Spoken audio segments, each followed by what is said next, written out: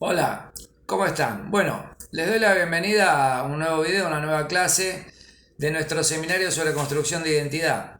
Con este video iniciamos una nueva etapa, la segunda etapa, se podría decir, de nuestro curso, en el cual vamos a continuar estudiando el tema de la identidad, pero en función de la psicología científica, ¿no?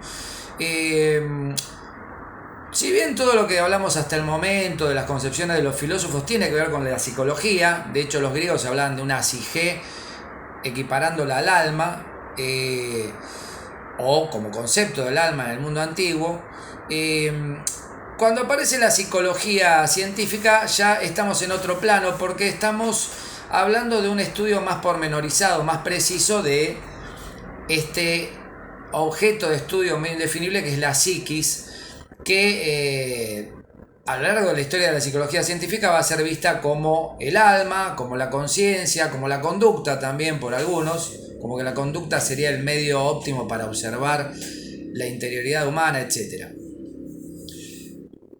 ¿Cuándo surge la psicología científica o cuándo se desprende del gran árbol de la filosofía? Bueno, fundamentalmente en la segunda mitad del siglo XIX. Si bien ya se hablaba de psicología desde hacía rato, hacia el siglo XVI empieza a aparecer el concepto, lo elabora bastante y le da un carácter académico a un tal Christian Wolff, que fue el fundador de la tradición filosófica en la que se forma Immanuel Kant, por ejemplo. Y ahí adquiere categoría de término académico, pero hasta fines del siglo XIX prácticamente no surge una psicología científica. Que es bastante problemático el carácter de la cientificidad de la psicología, porque no es una ciencia dura como es la física o la química, es una ciencia blanda, se podría decir, en el sentido que es una ciencia que se ocupa de hechos humanos, una ciencia humana o social, como decimos hoy en día, junto con la sociología, la antropología, etc.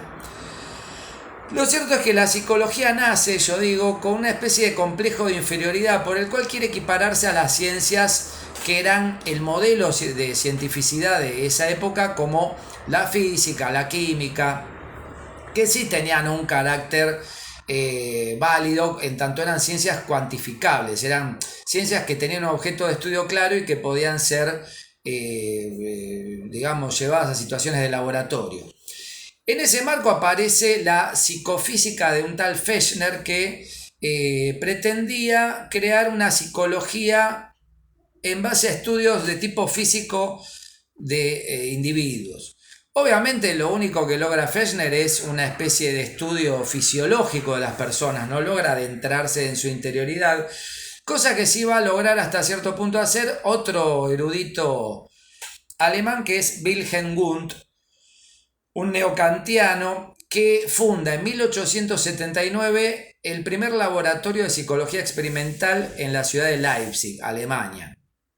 Este año, recuérdenlo, 1879, es de alguna manera el año fundacional de la psicología, o que por normativa se establece como el año en que nace la psicología científica.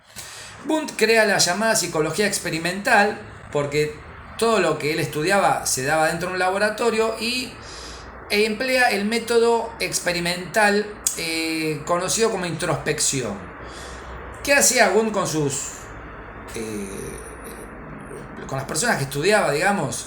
Los sometía a una situación de laboratorio en los que se le hacían unas ciertas preguntas, algo parecido a un test. A veces se tomaban medidas relacionadas con sus percepciones, lo que percibía o dejaba de percibir de algo, etcétera, y elaboró en base a eso una especie de psicología un poco primigenia, pero que tenía por lo menos ese carácter de cierta objetividad, de cierta capacidad de cuantificar fenómenos o hechos positivos, ¿no? Es la época de auge del positivismo, que había surgido con Auguste Comte, un filósofo francés, que decía que había que abandonar toda concepción metafísica y abocarse al estudio de los hechos puntuales concretos. Bueno, Wundt busca hacer esto en el plano de la psicología. Entonces dejan de hablar de el alma o incluso de la conciencia para hablar de cosas más concretas. Por la misma época, en realidad un poquito después, aparece en Rusia un investigador que más bien era un fisiólogo, un estudioso de los animales, que era Iván Pavlov. Pavlov elabora un experimento muy interesante que sometía a experimentación a un perro. Este perro era puesto en un dispositivo que medía sus secreciones salivales, digestivas, por medio de tubos, etc. Los medía con mucha precisión, ¿no? Entonces él trabajaba el tema de los reflejos incondicionados, los reflejos naturales, como cuando a uno un médico le golpea con un martillito la rodilla y la pierna se mueve, o cuando a uno le iluminan un ojo y se achica el iris. Ese tipo de reflejos son los reflejos incondicionados. Pero un día descubre Pavlov, casi por casualidad, que cuando entraba el investigador que traía un trozo de carne para medir las secreciones del animal, etc., el perro, con que solo entrara la persona, aunque no viera todavía la carne ante sí o la pudiera olfatear, ya empezaba a segregar estos líquidos, ¿no? Saliva, jugos gástricos. Entonces le ocurre a Pavlov agregar una variante, digamos, una variable a su experimento, y pone una campana o un timbre, dicen algunos. Supongamos que una campana, ¿no? Entonces cada vez que le trae la carne al animal, al perro, hace sonar la campana. El perro come la carne, miden su saliva, etc. Hasta que después de 3 o 4 intentos hacen sonar la campana sin que traigan la carne, ni siquiera entren al laboratorio, la persona traía la carne. Y el perro segregaba igual la misma cantidad de jugos gástricos, saliva y demás. Ahí se da cuenta, o descubre Pavlov, mejor dicho, lo que se llaman los reflejos condicionados. El hecho de que ciertos reflejos de los seres vivos se pueden generar por un condicionamiento en la conducta, ¿no? Esto que Pavlov estudia en los animales y que a nosotros nos parece muy fácil de imaginar, intuitivamente sabemos que funciona así, pero que él lo lleva al plano de una situación de laboratorio, después lo va a aplicar un norteamericano que se llamó John Watson hacia la década de 1920, unos 25 años después que Pavlov. Lo va a aplicar en Estados Unidos al estudio y condicionamiento de la conducta humana. Entonces Watson pretende explicar las conductas humanas como único objeto válido de la psicología, ya no la conciencia y nada de eso, que para él eran realidades inmateriales que no tenía sentido estudiar, o sea, no se podía dar cuenta de nada de eso, pues la conciencia no se puede medir, ni pesar, ni observar, pero sí la conducta.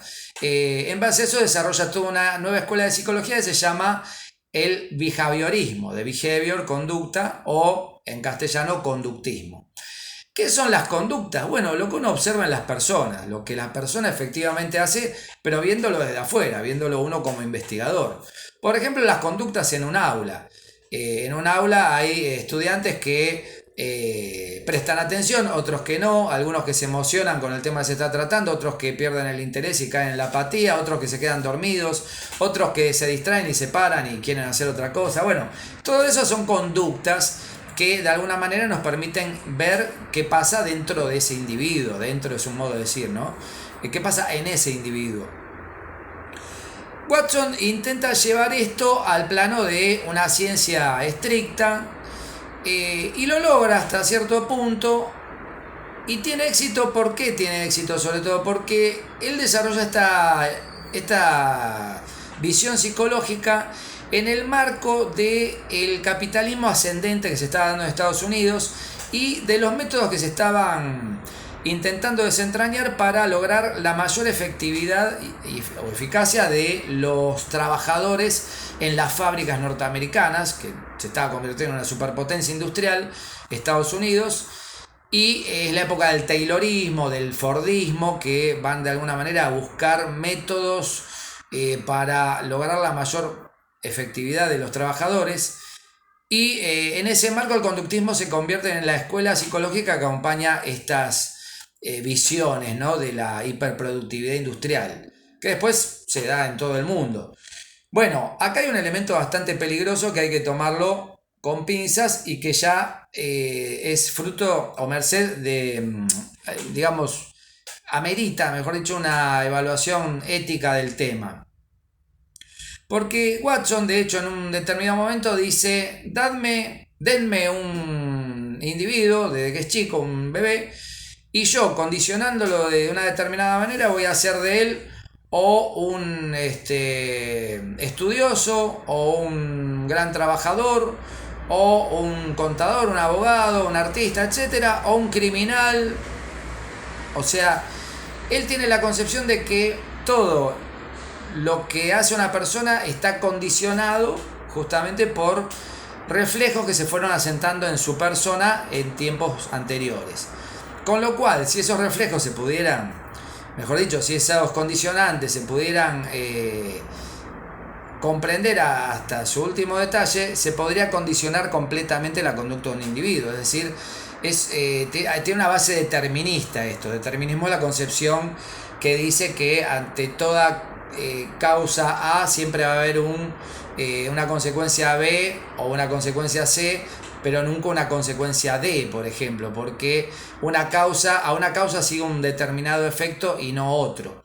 Bueno, basado en este criterio determinista, Watson elabora esta psicología que tiene bastante éxito en Estados Unidos, bastante predicamento con esta idea de condicionar las conductas. Después aparece Skinner, que es un conductista más elaborado posterior.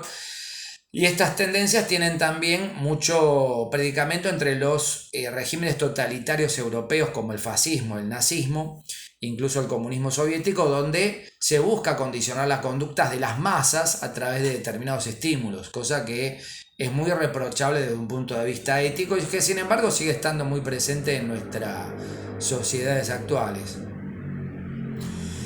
Bueno, estas son las primeras grandes escuelas de psicología, aunque mucho antes que el conductismo aparece el psicoanálisis de la mano de Sigmund Freud, del que vamos a hablar en un próximo video, porque es una escuela muy compleja y muy rica para estudiar y que ya tiene más que ver con el fenómeno de la identidad. Vamos a quedarnos con esta breve introducción a la psicología como generalidad, y para estudiar estas escuelas les sugiero un libro, un manual que quizás sea difícil de conseguir porque ya tiene unos añitos, que es el clásico manual Elementos de Psicología de Colachilli de Muro. Los dos Colachilli de Muro. Bueno, Elementos de Psicología de Plus Ultra es un libro que quizás lo consigan en alguna feria, librería de viejo, etcétera. Como les decía, ya tiene unas cuantas décadas. Y en ese sentido es un libro que no está actualizado, no aparece en las últimas tendencias de psicología y sin embargo aporta mucho para entender este carácter científico de la psicología, cómo surge la psicología, las primeras tendencias, habla un poquito también del psicoanálisis, de Piaget y otras escuelas.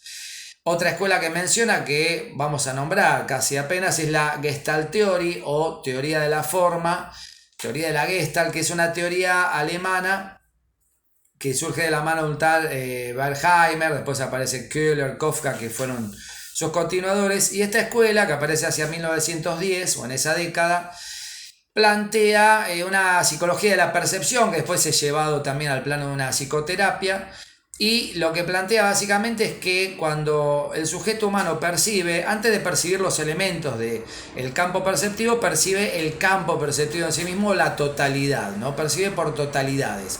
Y llevan adelante bastantes experimentos que demostrarían que esto es efectivamente así.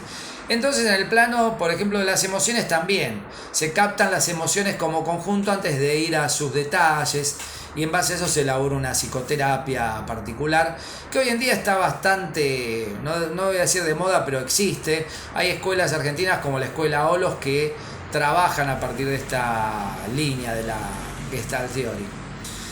Bueno, los dejo con todo esto para que vayan conociendo el panorama y ya en un próximo video vamos a tratar el tema del psicoanálisis y todo lo que tiene que ver con la identidad, que es mucho más denso y extenso que esto que estamos empezando a ver. Gracias por estar como siempre y nos vemos en un próximo video.